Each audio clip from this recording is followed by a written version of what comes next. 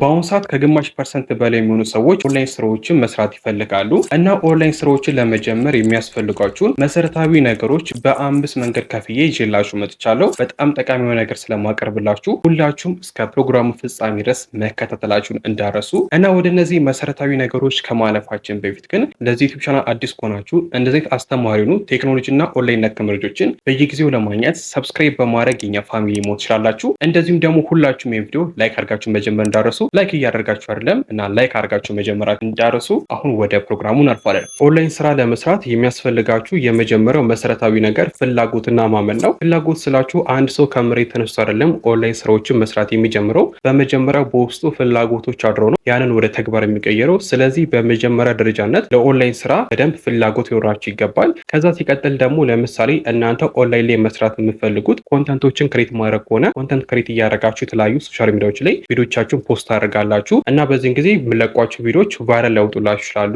ማይሆን ኮሜንቶች ያጋጥሟችኋል፣ እንደዚሁም ቪው ላይ ኖረው ይችላል እና እነዚህ ሁሉ ነገሮች አልፋችሁ መጨረሻ ላይ ጥሩ ውጤት እንደምታገኙ ቪዲዮቻችሁ ቫይራል እንደሚወጡ ማመን አለባችሁ። ስለዚህ ይህን ነገር ሳታምኑ ደግሞ ዝም ብላችሁ የምትሰሩ ከሆነ በመሀል አይሁን ኮሜንት ሲያጋጥሟችሁ ወይም ደግሞ ቪው ስጣቱ ወይም ሌላም ኦንላይን ስራ የምትሰሩ ከሆነ እዛ ላይ አንዳንድ መሰናክሎች ሲያጋጥሟችሁ ወዲያውኑ የምትተዉ ሰው መሆን የለባችሁ። ስለዚህ በመጀመሪያ ደረጃነት ለምትሰሩት ኦንላይን ስራ ፍላጎትና እንደዚሁም ደግሞ እንደምታሳኩትም ማመን አለባችሁ። ሁለተኛው መሰረታዊ ነገር የተለያዩ ኦንላይን ስራዎችን በምትሰሩበት ጊዜ ማንነታችሁን ቬሪፋይ እንድታደርጉ ይፈልጋሉ። ሰው ማንነታችሁን ቬሪፋይ ለማድረግ ደግሞ የሚያስፈልጋችሁ አንደኛ ፓስፖርት ነው፣ ሁለተኛ ደግሞ ናሽናል አይዲ ነው። በተለይ ፓስፖርት ቢኖራችሁ ተመራጭ ነው። የተለያዩ ኦንላይን ስራዎችን ስትሰሩ ተቀባይነት በደንብ ያለው ፓስፖርት ስለሆነ እሱ ቢኖራችሁ ተመራጭ ነው። ግን እሱም ከሌላችሁ ናሽናል አይዲን እንደ ሁለተኛ አማራጭ መጠቀም ትችላላችሁ። ነገር ግን እጃችሁ ላይ ብር ካለ ፓስፖርት ከሌላችሁ ፓስፖርት ብታወጡ ሪኮመንድ አደርጋችኋለሁ። ፓስፖርት ከሌላችሁ ደግሞ ናሽናል አይዲ መጠቀም ትችላላችሁ። ናሽናል አይዲ ደግሞ ከሌላችሁ በቀላሉ ማውጣት ትችላላችሁ። አሁን ማክሲመም የሚፈጀው ጊዜ 2 ሳምንት ነው፣ ከዛ በላይ አይፈጅም። ስለዚህ በቀላሉ ናሽናል አይዲ ማውጣት ትችላላችሁ እና ከነዚህ ውስጥ ቢያንስ አንዱ የግድ ሊኖራችሁ ይገባል ኦንላይን ስራዎችን ለመስራት። ሶስተኛ የሚያስፈልጋችሁ መሰረታዊ ነገር ደግሞ ቨርቹዋል ማስተር ካርዶች ነው። ከነዚህም ውስጥ ሁላችሁም ባይቢት ማስተር ካርድን ታውቃላችሁ ብዬ አስባለሁ። በአሁኑ ሰዓት አብዛኛው ኢትዮጵያዊ ባይቢት ማስተር ካርድ እያወጣና ከአሊኤክስፕረስ እና ከተለያዩ ኢኮሜርስ ዌብሳይቶች ላይ እቃዎችን ኦርደር እያደረገ እያስመጣ እዚህ አትርፎ እየሸጠ ይገኛል እና አብዛኞቻችሁ ባይቢት ማስተር ካርድ ይኖራችኋል ብዬ አስባለሁ። ከሌላችሁ ግን በቀላሉ ከፕሌይ ስቶር ላይ ባይቢት አፕሊኬሽን አውርዳችሁ ሪጅስተር በማድረግ ኬዋይሲ ቬሪፋይ በማድረግ በፓስፖርት ወይም በናሽናል ሄዳችሁ ከዛ በቀላሉ ማስተር ካርድ ማውጣት ትችላላችሁ። ፉል ቱቶሪያል ከፈለጋችሁ ማስተር ካርድ እንዴት ማውጣት እንደምችሉ እዚህ ጋር ከላይ ያለችውን ካርድ ተጭናችሁ ወይም ደግሞ ሊንኩን ከታች ዲስክሪፕሽን ላይ ያስቀምጥላችኋለሁ፣ እሱ መመልከት ትችላላችሁ እና ቢያንስ 1-2 ማስተር ካርዶች ኖራችሁ ተመራጭ ነው። ባይቢት ማስተር ካርድ በተጨማሪ ደግሞ ቢትኖብ የሚባልም ሌላ ማስተር ካርድ አለ። ባይቢት ማስተር ካርድ አንዳንድ ፔመንቶችን ለመፈጸም ወይም ደግሞ ለአንዳንድ ቦታዎች ላይ ላይሰራላችሁ ስለሚችል ቢትኖብንም በተመሳሳይ አውርዳችሁ በቀላሉ ሬጂስተር በማድረግ እና የሆናል ብር ዲፖዚት በማድረግ እሱንም መጠቀም ትችላላችሁ። ቢትኖብ እንዴት አድርጋችሁ መክፈት እንደምችሉ በቀጣይ ቪዲዮ የምሰራላችሁናል እና ቨርቹዋል ማስተር ካርድ ካላችሁ ብዙ አይነት ኦንላይን ስራዎችን መስራት ትችላላችሁ። ከነዚህ መሃል አንደኛውና በአሁኑ ሰዓት አብዛኛው ሰው እየሰራ ያለው ነገር ከተለያዩ ኦንላይን ኢኮሜርስ ዌብሳይቶች ላይ እቃዎችን ኦርደር በማድረግ በቅናሽ እዚህ ሀገር አትርፈው እየሸጡ ነው። ሰው እናንተም ይህን ስራ መስራት ትችላላችሁ ባይቢት ማስተር ካርድን በማውጣት ብቻ እና ሶስተኛ ላይ የሚያስፈልጋችሁ መሰረታዊ ነገር ቨርቹዋል ማስተር ካርድ ነው። አራተኛ የሚያስፈልጋችሁ መሰረታዊ ነገር ደግሞ ቬሪፊኬሽን የጨረሱ 2 ኤክስቼንጆች ቢኖራችሁ በጣም አሪፍ ነገር ነው። ከነዚህ ማለት እንደ ባይናንስ እና ባይቢትን መጠቀም ትችላላችሁ። እነዚህን አውርዳችሁ ሬጂስተር በማድረግ ከዛ ኬዋይሲ ቬሪፋይ በማድረግ በፓስፖርት ወይም በናሽናል አይዳችሁ እነሱን ብታዘጋጁ ተመራጭ ነው። ለምን ይጠቅሟችኋል? ለምሳሌ ቅድም ሶስተኛ ላይ ቨርቹዋል ማስተር ካርድ ቢኖራችሁ በጣም አሪፍ ነው። የተለያዩ ፔመንቶችን ለመፈጸም እና የተለያዩ ስራዎችን ለመስራት ስለሚጠቅሟችሁ ብያችሁ ነበር። ሶ ወደ ማስተር ካርዳችሁ ደግሞ ብር ወይም ደግሞ ዶላር ማስገባት ይግድ አለባችሁ እነዛን ስራዎች ለመስራት። ስለዚህ ዶላር ደግሞ የምታገኙት ከየት ነው? ከነዚህ ኤክስቼንጆች ላይ በኢትዮጵያ ብር በመግዛት ነው። ሶ ባይናንስ ወይም ደግሞ ባይቢትን በመጠቀም በቀላሉ በፒቱፒ ትሬድ አማካኝነት ዶላሮችን መግዛትና ከዛ ወደ ማስተር ካርዳችሁ ፖፕአፕ በማድረግ በቀላሉ ማስተር ካርዳችሁን ደግሞ አክሰስ ማድረግ ትችላላችሁ።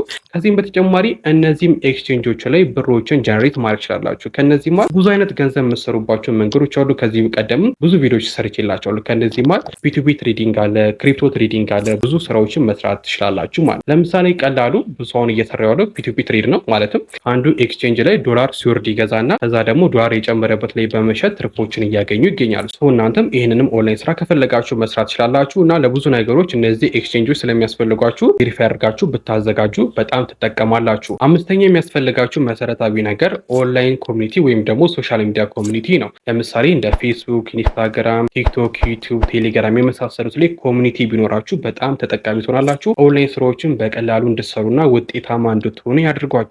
እናንተ ከነዚህ ሶሻል ሚዲያዎች ውስጥ አንድ ሁለቱን መርጣችሁ በደንብ አክቲቭ ሆናችሁ በመስራት ውጤታማ መሆን ትችላላችሁ። በአሁን ጊዜ ላይ መጀመሪያ ላይ ብከፍቱት እኔ ሰጀስት ማድረጋችሁ ፕላትፎርም ቢኖር ቲክቶክ ነው። ቲክቶክ ያልኩበት ምክንያት ምንድን ነው? ቀጥታ ቲክቶክ ላይ ስገቡ ቪዲዮ ነው የምታገኙት። ከዛ ስክሮል እያደረጋችሁ መመልከት ነው። ብዙ አይነት ቪዲዮዎች ፎር ዩ ፔጃችሁ ላይ ይመጣሉ። ነገር ግን ወደ ዩቲዩብ ስትሄዱ ደግሞ መርጣችሁ ነው የምትመለከቱት። ልክ እንደ ቲክቶክ ስክሮል እያደረጋችሁ አይደለም። ስለዚህ ቲክቶክ ብትጀምሩ ወዲያውኑ ቫይራል የመውጣት እድላችሁ በጣም ከፍተኛ ነው። እንደዚሁም ደግሞ በጣም ብዙ ኮሚኒቲም ቲክቶክ ላይ ስላለ በጣም ተጠቃሚ ትሆናላችሁ። ስለዚህ በመጀመሪያ ደረጃነት ኦንላይን መስራት የምትፈልጉትን ነገር አውቃችሁ ቲክቶክ ክፈቱ። ለምሳሌ ኦንላይን መስራት የፈለጋችሁት ኮንተንት ክሬት ማድረግ ሊሆን ይችላል፣ ወይም ደግሞ ግራፊክስ ዲዛይነር ሆናችሁ ስለ ግራፊክስ ዲዛይነር ኮንተንት ክሬት እያደረጋችሁ በዛው ላይ ስራዎችን ማግኘት ሊሆን ይችላል የምትፈልጉት። በዚህን ጊዜ ቲክቶክ ትከፍቱና እዛ ላይ በደንብ አድርጋችሁ ኮንሲስተንት ሆናችሁ በደንብ አድርጋችሁ የምትሰሩ ከሆነ በአጭር ጊዜ ውስጥ ቪዲዮቻችሁ ቫይራል ይወጣሉ። ቪዲዮቻችሁ ቫይራል በሚወጡበት ጊዜ ደግሞ በቀላሉ ኦንላይን ስራዎችን መስራት ትችላላችሁ። ግራፊክስ ዲዛይነር ከሆናችሁ የተለያዩ ሰዎች ስራዎች እንድሰሩላቸው እናንተን ኮንታክት ማድረግ ይጀምራሉ እና በዚህን ጊዜ ቲክቶክ ላይ ቫይራል በምትወጡበት ጊዜ ደግሞ ቴሌግራም ቻናል ትከፍቱና ቀጥታ የቲክቶክ ኮሚኒቲያችሁ ወደ ቴሌግራምም እንዲገቡ ማድረግ ትችላላችሁ። በዚህን ጊዜ ሁለት ፕላትፎርም ላይ ኮሚኒቲ ፈጠራችሁ ማለት ነው። ከዛ በተመሳሳይ ደግሞ ኢንስታግራም ከፍታችሁ ደግሞ ቲክቶክ እና ቴሌግራማችሁ ላይ በማስተዋወቅ ቀጥታ ኢንስታግራም ላይ ኮሚኒቲ ማግኘት ትችላላችሁ።